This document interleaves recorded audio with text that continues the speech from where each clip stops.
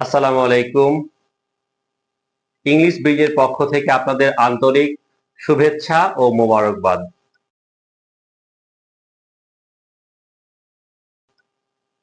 আজকে আপনাদের সামনে একটি চমৎকার ভিডিও নিয়ে উপস্থিত হয়েছি।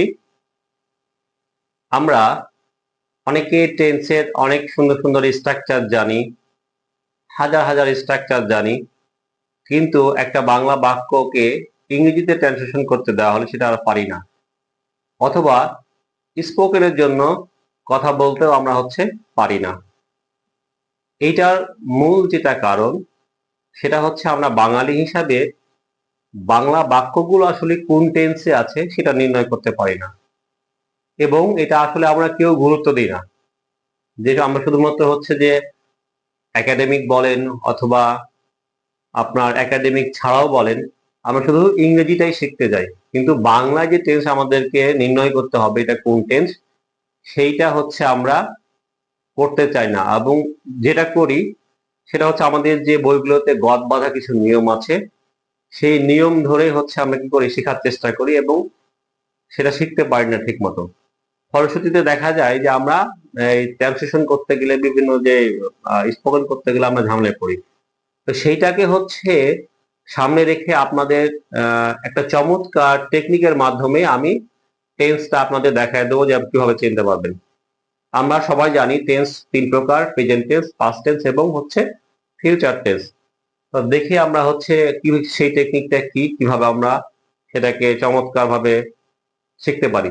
তো চলুন দেখি সেটা কি। যে লম্ব দিয়ে টেন্স চেনা, আমরা গণিতে যে সবাই লম্ব পড়েছি, লম্ব, সেই আমরা লম্বটাকে মনে রাখলে কি করতে পারবো, আমরা আমাদের টেন্সটাকে চিনতে পারবো। তো চলুন দেখি কি আছে লম্বতে। লম্বতে আমরা কয়টা অক্ষর পাই? তিনটা অক্ষর। এই তিনটা অক্ষর দিয়ে আমরা সবকিছু চিনে ফেলবো। তো দেখুন কি আছে, ল, ম আর ব। আমরা সবাই জানি একটা বাংলা বাক্যে ক্রিয়া থাকে, বাক্যটার লাস্ট যে ওয়ার্ড বা শব্দ থাকে সেটা তার ক্রিয়া। তো আমরা সবাই জানি যে টেন্স কি, ক্রিয়ার কাল। তার মানে ক্রিয়াটা নিয়েই কি টেন্সের খেলা। তো একটা বাংলা বাক্যের ক্রিয়ার লাস্টের যে অক্ষরটা আছে সেই অক্ষরটা দেখে আমরা বলে দিতে পারবো এটা প্রেজেন্ট টেন্স নাকি পাস্ট টেন্স নাকি ফিউচার টেন্স। তো চলুন দেখি এটা কিভাবে হয়। যে আমরা লম্বতে কি পেয়েছি? তিনটা অক্ষর পেয়েছি। তো একটা বাংলা বাক্যের ক্রিয়ার লাস্ট অক্ষর যদি ল এবং ম হয় তাহলে সেটা অবশ্যই কি হবে? পাস্ট টেন্স হবে। এবং সেই অক্ষরটা, লাস্ট যে অক্ষর ক্রিয়ার, সেটা যদি ব হয় তাহলে সেটা অবশ্যই কি হবে? ফিউচার টেন্স হবে। এবং আমরা যে ল, ম, ব এই তিনটা অক্ষর যদি না থাকে তাহলে সেটা অবশ্যই কি হবে? প্রেজেন্ট টেন্স হবে। তাহলে আমি আপনাদের তিনটা উদাহরণ লিখে রেখেছি। আমি এই উদাহরণ দিয়ে আপনাদেরকে একটু দেখায় দিই আসলে এটা কিভাবে হয়। দেখুন, জাইফা স্কুল যায়। তাহলে এই বাক্যটিতে ক্রিয়া এই যে লাস্ট যে শব্দ সেটা ক্রিয়া, সেটা কি হলো? যায়। এই যায় ক্রিয়ার লাস্ট যে অক্ষর সেটা কি, দেখুন তো, কুন্তস্তোয়া। তাহলে আমার যে থিওরি আছে ল, ম, ব, তাহলে এই যে ল, ম, ব এই তিনটা অক্ষরে একটিও এখানে নাই। তার মানে সেটা কি হবে? অবশ্যই প্রেজেন্ট টেন্স। তাহলে আমরা বলতে পারি নির্দ্বিধায় যে জাইফা স্কুল যায়, এটা প্রেজেন্ট টেন্স। এর পরের যে সেন্টেন্সটা আছে বা বাক্যটা আছে, আপনারা দেখুন, জাইফা স্কুল গিয়েছিল। তাহলে এইটা কি লাস্ট ওয়ার্ড। এই লাস্ট ওয়ার্ডটাই ক্রিয়া। আমরা ক্রিয়ার যে লাস্ট অক্ষর কি আছে? এখানে আছে ল। আমি দেখিয়েছি কি ল ম থাকলে কি হয়, সেটা পাস্ট টেন্স হয়।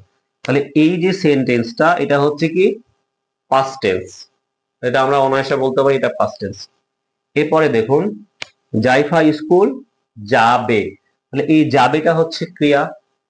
এই ক্রিয়ার লাস্ট যে অক্ষর কি আছে? এটা ব আছে। তাহলে এই যে সূত্র, ব থাকলে কি হয়? এটা কি ফিউচার টেন্স হয়। তাহলে আমরা এটা অনায়াসে বলতে পারি এটা ফিউচার টেন্স। তাহলে বন্ধুরা, আপনারা যে আশা করি আপনারা এটা বুঝতে পেরেছেন যে আসলে একটা এই যে লম্ব দিয়ে এই তিনটা অক্ষর দিয়ে আমরা কিভাবে টেন্সকে নির্ণয় করতে পারি। আমি সারসংক্ষেপটা আরো একবার আপনাদেরকে বলে দিই যে যদি একটা বাংলা বাক্যে ক্রিয়ার লাস্ট অক্ষর ল এবং ম হয় তাহলে সেটা পাস্ট টেন্স হবে। যদি ব হয় তাহলে সেটা কি হবে? Future tense. এবং ল ম ব এই তিনটা অক্ষরে যদি একটাও না থাকে তবে সেটা হবে প্রেজেন্ট টেন্স। আশা করি আপনারা বুঝতে পেরেছেন। এই ভিডিও সম্পর্কে যদি আপনাদের কোনো মতামত থাকে অথবা যদি কোনো অংশ না বুঝতে পারেন তাহলে আমাদেরকে যে কমেন্ট বক্সে কমেন্ট করবেন। আমাদের পাশে থাকবেন, আমাদের চ্যানেলটিকে সাবস্ক্রাইব করবেন, লাইক কমেন্ট এবং আপনাদের বন্ধুদের মাঝে শেয়ার করে আমাদের পাশে থাকবেন। আপনাদের একটি কুইজ দিই আমি। দেখুন, জাবির গান গাইবে, এটি কোন টেন্স? আপনারা ঝটপট কমেন্ট বক্সে কমেন্ট করুন। এর পরের ভিডিও নিয়ে আমরা আসব, যেটা হচ্ছে আমরা যেহেতু তিনটা টেন্স শিখলাম, প্রেজেন্ট, পাস্ট এবং ফিউচার, প্রত্যেকটা টেন্সই আবার কি চারটা ভাগে ভাগ: indefinite, continuous, perfect and perfect continuous. এই চারটা টেন্স আমরা কিভাবে ইজি উপায়ে শিখতে পারি সেই ভিডিও নিয়ে আমি পরবর্তীতে আমাদের সামনে আসবো। ততক্ষণ পর্যন্ত ভালো থাকবেন, সুস্থ থাকবেন, আমাদের পাশে থাকবেন। আল্লাহ হাফেজ। আসসালামু আলাইকুম ওয়া রাহমাতুল্লাহ।